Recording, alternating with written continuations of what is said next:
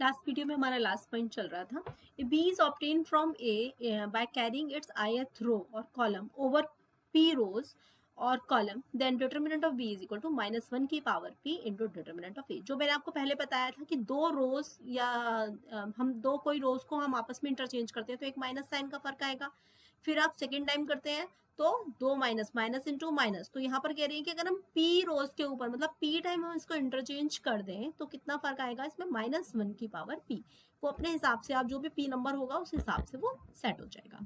ठीक है, इसके बाद नेक्स्ट टॉपिक आता है इसमें एडजॉइंट ऑफ स्क्वायर मैट्रिक्स। आप मैक्सिमम टाइम जब इसमें पढ़ेंगे तो इसमें एडजॉइंट का आप नाम बहुत ज्यादा इसमें पढ़ेंगे। ठीक है, तो इसको ध्यान से समझ लीजिए इस कॉन्सेप्ट को भी। Adjoint of A square matrix, if A is a square matrix then AIJ आपने क्या पढ़ी थी, कोफैक्टर्स का कलेक्शन था। ठीक है, AIJ एक मैट्रिक्स थी जो उसके कोफैक्टर ने, कोफैक्टर आपको कैसे मिला था, माइनर को हमने असाइंड माइनर जो है वो आपके क्या कहलाते हैं, कोफैक्टर कहलाते हैं। तो AIJ is a cofactor of small aij in determinant of A।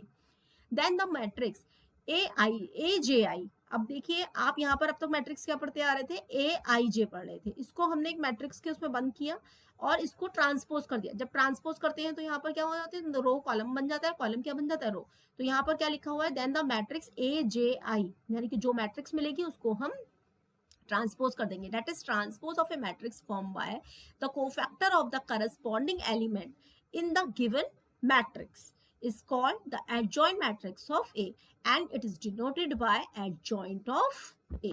Clear, तो adjoint A क्या मिलता है आपका, जैसे मैट्रिक्स सपोज A आपकी ये है A11 A12 A1n, यानी कि n क्रॉस n की, यहाँ पर ये ध्यान रखिएगा हम सारी की सारी स्क्वायर मैट्रिक्स की बात कर रहे हैं, तो n क्रॉस n की मैट्रिक्स है। तो एडजॉइंट ऑफ A क्या आ जाएगा, कैपिटल A11, देखो A से ही निकल कर आया है ये A11, ठीक है, कैपिटल वाले से, तो A11 A21। अब आप देखिए यहाँ पर A12 नहीं है, A21 है, क्योंकि हमने इसको ट्रांसपोज किया हुआ है, किसको, AIJ को हमने, AIJ जो मैट्रिक्स थी उसको हमने डैश ले लिया, तो A11 A21 dot dot dot AN1, इस तरह से ये हमारी मैट्रिक्स जो कहलाती है ये कहलाती है हमारी एडजॉइंट ऑफ A। थ्योरम क्या आती है, ये बहुत इंपॉर्टेंट थ्योरम है, इसका स्टेटमेंट अच्छे से लर्न कर लीजिएगा, मैं समझा भी रही हूँ नीचे, अगर आपको प्रूफ नहीं समझना है तो कोई बात नहीं, आप लेकिन ये थ्योरम का स्टेटमेंट अच्छे से याद कर लीजिएगा। If A is a square matrix of order n, कि बार बार एडजॉइंट की हमें जरूरत क्यों पड़ती है, बार बार एडजॉइंट का आपने देखा होगा, 12th क्लास में भी आपको एडजॉइंट की बहुत जरूरत पड़ी थी, तो क्योंकि जब मैट्रिक्स की उसके एडजॉइंट से मल्टीप्लाई करते हैं तो इन दोनों की मल्टीप्लीकेशन उसके determinant of A into IN के इक्वल होती है। ठीक है, ए की हम एडजॉइंट ए से मल्टीप्लाई करें या एडजॉइंट ए की ए से मल्टीप्लाई करें। अब आप कहेंगे कि मैम ये तो कॉम्पिटेटिव होता नहीं है, लेकिन यहाँ पर तो कॉम्पिटेटिव प्रॉपर्टी लिखी हुई है। तब मैंने उस केस में भी आपको बताया था कि कुछ जिन केसेस में कॉम्पिटेटिव होता है वो मैं आपको बाद में डिस्कस करूंगी। ये कॉम्पिटेटिव होता है आपका जब मैट्रिक्स आपकी नॉन सिंगुलर होती है। अब सिंगुलर मैट्रिक्स किसे कहते हैं और नॉन सिंगुलर मैट्रिक्स किसे कहते हैं, बहुत इंपॉर्टेंट कॉन्सेप्ट है। जब मैट्रिक्स के डिटर्मिनेंट की वैल्यू 0 आ जाती है, मैट्रिक्स का क्या निकाला हमने, डिटर्मिनेंट निकाला और उसकी वैल्यू क्या आ गई हमारी, डिटर्मिनेंट की 0 आ गई।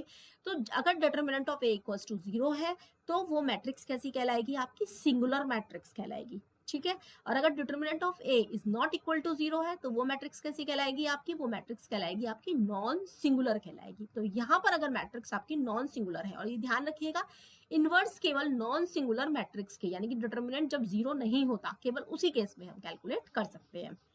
तो यहाँ पर क्योंकि मैट्रिक्स हमारी कैसी है, नॉन सिंगुलर है, इसीलिए हम A इंटू एडजॉइंट ए या एडजॉइंट ए इंटू ए, यानी कि कॉम्पिटेटिव प्रॉपर्टी यहाँ पर होल्ड हो रही है, is equal to determinant of A into IN। अब आप कहेंगे कि दोनों की मल्टीप्लीकेशन सिर्फ डिटर्मिनेंट ऑफ A क्यों नहीं मिल रही है, IN कहाँ से आ गया, IN का क्या रोल है जब ये आइडेंटिटी मैट्रिक्स है।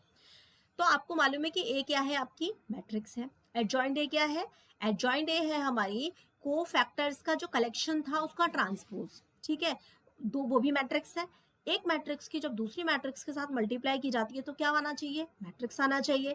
लेकिन तो यहाँ A और एडजॉइंट A दोनों की मल्टीप्लिकेशन क्या आ रही है, डिटर्मिनेंट ऑफ A। तो डिटर्मिनेंट ऑफ A क्या है, एक स्केलर नंबर है, ये तो नहीं आ सकता, तो इनटू क्या आ रहा है यहाँ पर IN आ रहा है। IN क्या है, n क्रॉस n की एक आइडेंटिटी मैट्रिक्स है।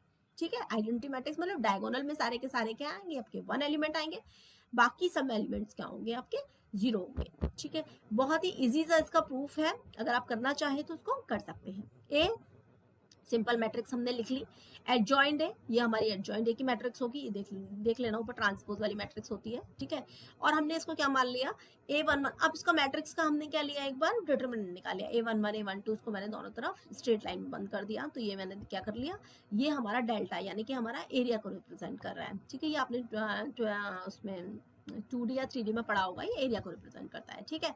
अब इसका डिटरमिनेंट जब हमने ओपन किया, डिटरमिनेंट ओपन करने के बाद आपको पता चलेगा कि ये तो हमारा कोफैक्टर है A11, ये हमारा कोफैक्टर है A12, लेकिन माइनस साइन के साथ, तो माइनस इसके साथ कंपाइल हो जाएगा। ये वाला कोफैक्टर हमारा क्या है, A13 है, ठीक है। ये हमारे कोफैक्टर्स हैं इन सभी के।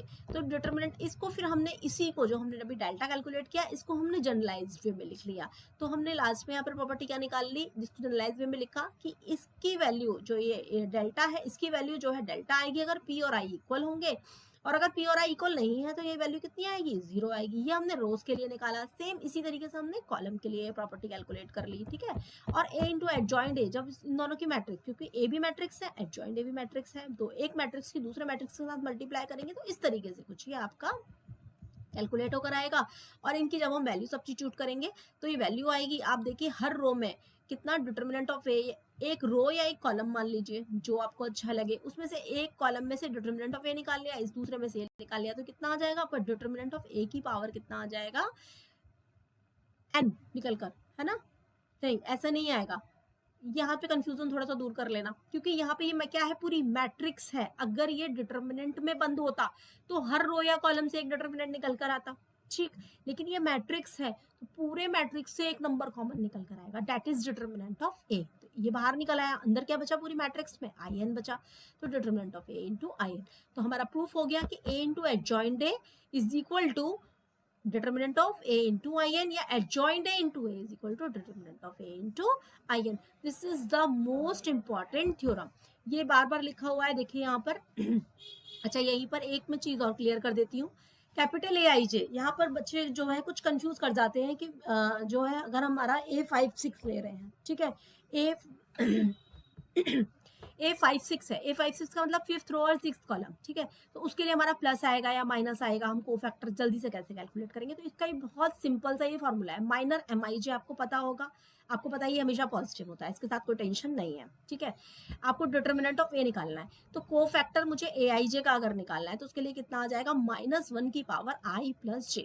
जैसे कोफैक्टर मुझे क्या निकालना था, अभी मैंने बताया था A56 का, तो A56 का निकालना है तो मैं क्या करूंगी, -1 की पावर 5 प्लस 6, 5 प्लस 6 कितना हुआ 11, -1 की पावर 11 कितना आएगा, नेगेटिव, यानी कि इसकी वैल्यू कितनी आएगी, नेगेटिव ऑफ MIJ जो भी होगा, ठीक है, MIJ जो भी होगा लेकिन पॉजिटिव होगा। तो ये आपका कोफैक्टर कैलकुलेट करने का बहुत सिंपल सा फॉर्मूला है, ठीक है। इसके बाद की वीडियो अब इसके बाद की थ्योरम मैं नेक्स्ट वीडियो में बताती हूँ। Thank you.